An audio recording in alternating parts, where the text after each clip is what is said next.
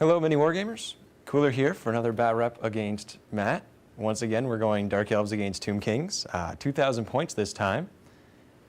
It'll go better. I don't know. All right, well, 2,000 points. And remember, miniwargaming.com/challenge to challenge someone from here. I don't know how to end that. Like, challenge someone, one of us.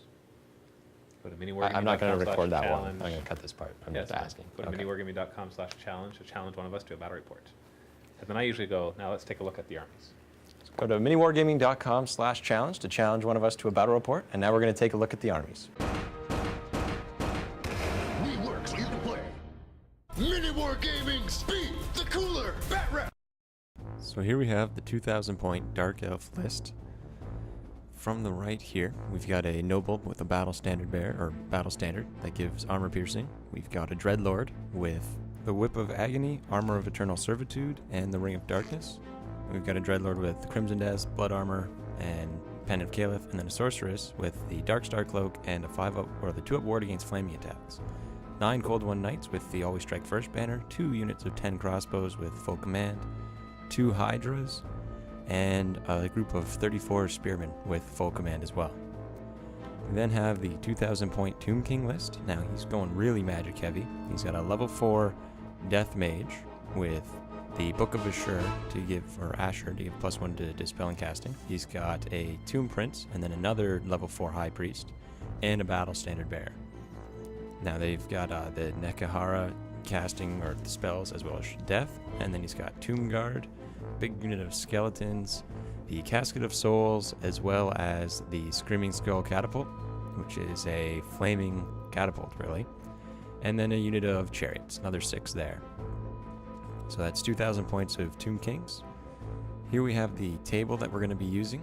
Now it's got a mysterious river and then 4 mysterious forests, as well as 2 two-story buildings. So we're saying that they're too high essentially. So we've got essentially 10 guys can shoot out of it.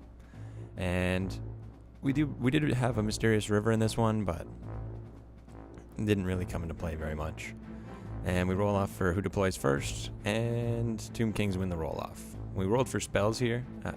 I've got Chill Wind and Blade Wind. He has pretty much 2 through 5 for death magic. He ended up taking Spirit Leech, Caress of Lanif, the Fate of Ajuma, and the Purple Sun. And for his other priest, he got Kassar's Incantation of the Desert Wind, Incantation of Protection, Incantation of Righteous Smiting, and Incantation of Desiccation. Here we've got our deployment. Now, he did let me deploy first because he knew that it didn't matter really what order it was because he was going to get +1 just due to the number of units on each side. I wanted to try something a bit different here, where I put my cold ones in the center, thinking that I can just ride up and push right through his army, because that's so far what they've done, only they've usually done it from the side. Then I've got my Spearman on the left, and he's lining up pretty much as usual, lined up with all of his skeletons and his Tomb Guard in the middle. And then I've got a few crossbows on the side that are going to dash into that building there. And basically the plan was I'm just going to ride up and push through everything in his army, because after the last few games, started getting the feeling that he's not going to be able to stop my guys once the charge starts, which in theory it sounded like a good idea, but I start suffering pretty bad pretty quick, and you'll see that in just a little bit. So he deploys his chariots on the left flank there, and to counter that I put more crossbows on the right. He sets up his Screaming Skull just near that building so that he can still see, but it's still kind of partially in cover if I try and shoot back. And of course if it wanted, it could shoot over them anyway. I put a Hydra over there to beef up the right flank against those chariots, and he puts his Casket of Skulls. Now you can't see it, but it's in the bottom left essentially across the river. And then I put a Hydra on the other side just in case I decide I want to go after that casket. He deploys his characters. 2 of the wizards and the Tomb Priest go in the main unit of skeletons, and the Standard Bearer goes directly beside them in the unit of Tomb King or Tomb Guard.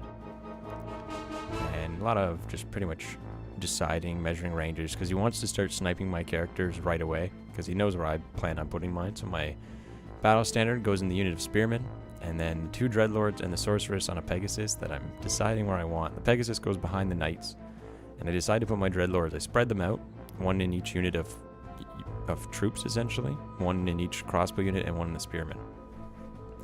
And then I changed my mind, but that's where they end up going. So with where they are now, most of the army's leadership 10 because of my general, or they can re-roll. So we roll off who gets first, he gets +1, beats me anyway. So Tomb Kings turn 1.